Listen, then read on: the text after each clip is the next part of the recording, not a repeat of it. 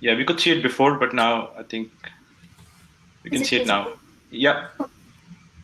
So as I said, we're going to do a quick demo on EzContent.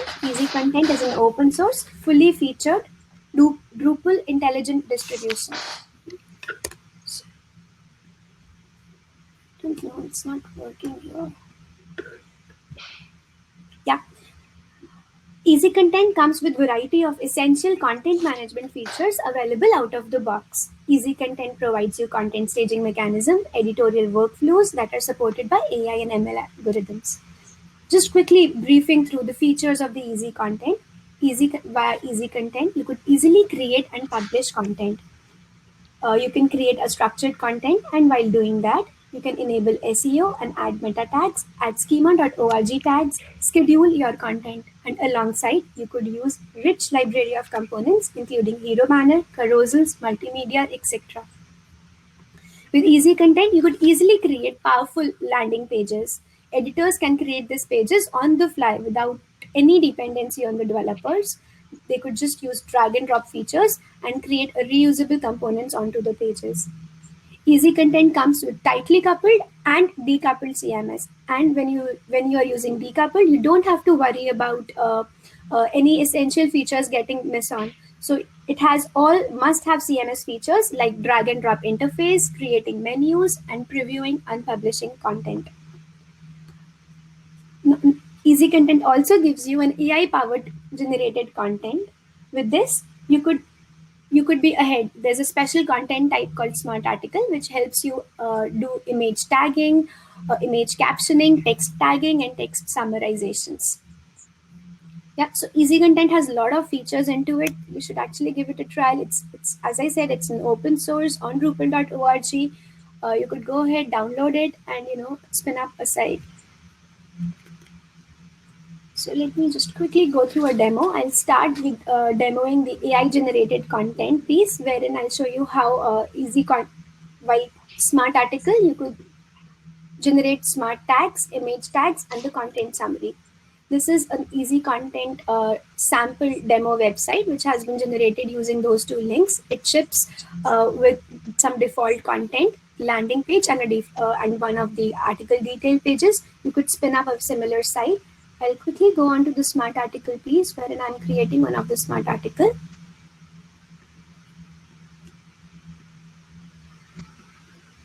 Mm,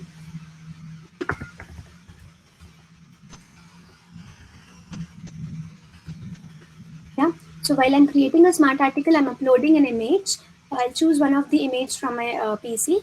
Now, when I upload this image would give me an auto caption. So once this is uploaded, it will help me with the caption, which is generated using AI and ML services. These AI and ML services, right now we're using Google Vision to generate this caption. Uh, this is a smart article is an entirely plug and play. You could use any third-party services ranging from Google Vision, Amazon, or even Estrogen AI services. You can also generate tags using this. Again, tags are also generated using the Google Vision services here. You could use any tags which are suggested, or you could also add your own tags onto here. Tags are really useful when it comes to accessibility, and again, they help in terms of managing your assets into the CMS. Now, for example, when I go onto the library system, uh, yeah, I could easily search my assets here with the help of the smart tags which are generated. Now, when I'm typing food here, I know that all my food images would come into the place. So I no longer have to worry about managing my assets. It comes in really handy when I'm doing the management part of the assets. So herein we did two things. We use image tagging and image captioning for the auto services. Now, I'll go on to the content summary and the content tagging part of the smart article. I'll quickly use some of the text, copy paste one of the text from here. Uh, and I'll click on the generate summary. This is again happening using the third-party integration services, using Google Vision and AI and ML services. I'll also use generate tags. to generate tags. Yeah. So here and how, I could use summary generation and tags. Summary generation and tags are very useful when you consider it from the SEO perspective and while generating meta tags. So this is how you could just spin up the articles very quickly into using the EzContent CMS. And with this, I'll pass on my ball to Ishan to demo the decoupled part. Thanks, Kamal. Thank you for showing the AI side of EzContent. So we got a good look at the AI assistant editorial experience, right, within Drupal as you type in your content. So I'll focus on something different now. Another aspect of EzContent is that uh, there is great compatibility with the decoupled implementation as well. So if you were there in yesterday's, day before yesterday's keynote by Dries, right? This is a screenshot from the keynote. And you might have noticed on this slide, Dries specifically called out 3 functionalities, which you typically lose, right? When you go completely decoupled, you lose the ability to use the layout builder, you lose the ability to preview unpublished content, you're not able to manage, typical CMS features like updating menu items and things like that. So EzContent today allows you to use all these 3 things that Dries called out. And I'll give you a quick demo of a couple of these functionalities. So let's start with the layout builder functionality, right? So there is a content type in EzContent called landing page. It's a basic content type. We'll just put in a couple of metadata fields, and it will give me a blank page. You can, of course, have predefined templates as well, but we'll create something from scratch.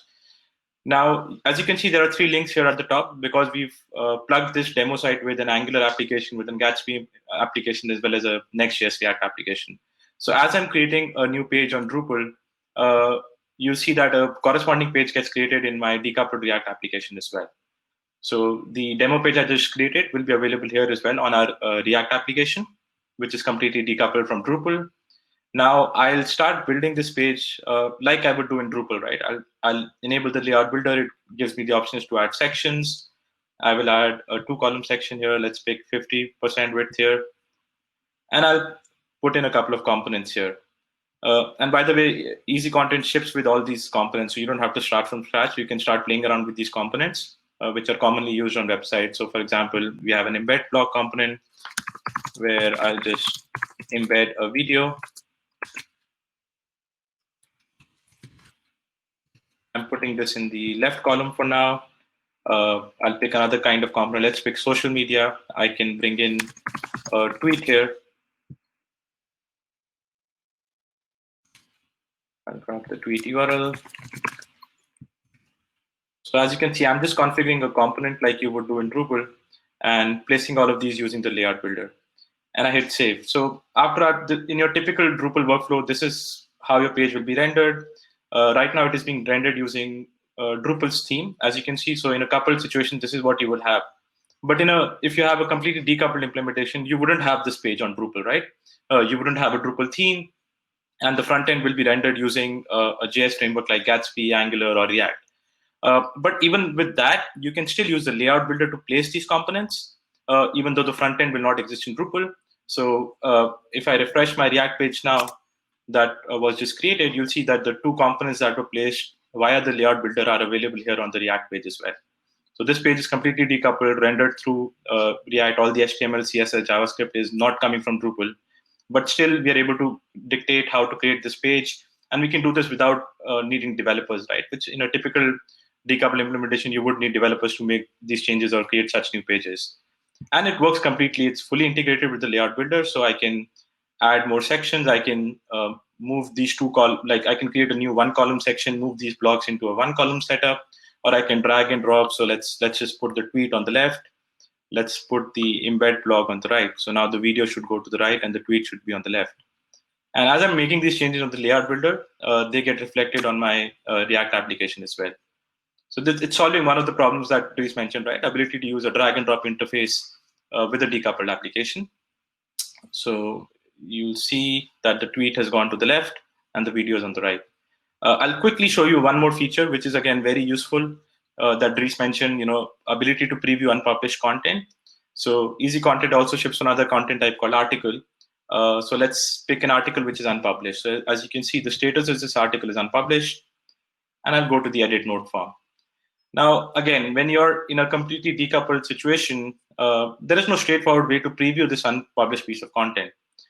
This is unpublished, of course. You wouldn't want your site visitors to see this draft. But how do CMS users view this? So there's a special button at the top, which says preview, and if I click on it, I will be able to view this page on my React application, even though this is unpublished, because it has this unique hash key at the end of the URL. It's like a password which only people who have access to the CMS and who are logged in and who click through this button can get to, right? So as an editor, I can still preview this. And if a site visitor comes to your site, of course, they will not have this hash key because they don't have access to that button. They will see a 403 access denied as expected. So you're still able to maintain your editorial workflows, keep your content secure, but you're giving the site editors some ability to preview unpublished content. So it's again solving one of the common use cases. And I'll quickly wrap up, and we want to have at least a minute or so for the questions. So just wrapping up the demo, there are a lot of roadmap items which are available on the project page as well. We are working on video transcriptions next, text-to-speech features so that you can automatically create podcasts out of your articles. All that's part of the smart article. And then, of course, we'll continue adding components. If you want to get into more detail, as I mentioned, please stop by our booth. We are there for the whole day. Would love to talk more about EzContent. And there are a bunch of other talks that the Srijan team has been giving that are available on the video library. So please do check them out. And feel free to drop by our booth for any questions or reach out to me or Kamal. I'll just quickly glance and see if there were any questions right here. Thanks, Carl. Glad that you liked it. Anybody else, if has any questions, anything, we have 2-3 minutes to discuss that. Otherwise, I'll see if I can post in some links as well to the projects. So this is the Srijan booth where we are hanging out the whole day. So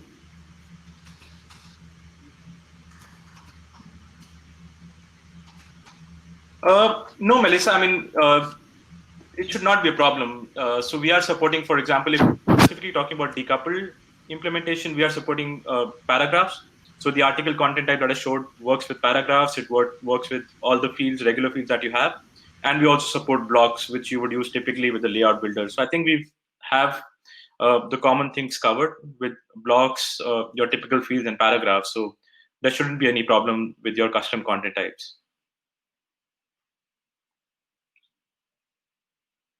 If you were referring to the decoupled piece, Melissa, but if it was something else, then let us know.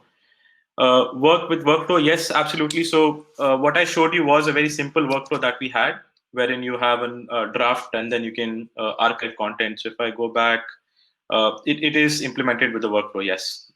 That's exactly why we are building this, so that you can retain your Drupal workflow, whatever module you're using, and still have it work with the decoupled implementation.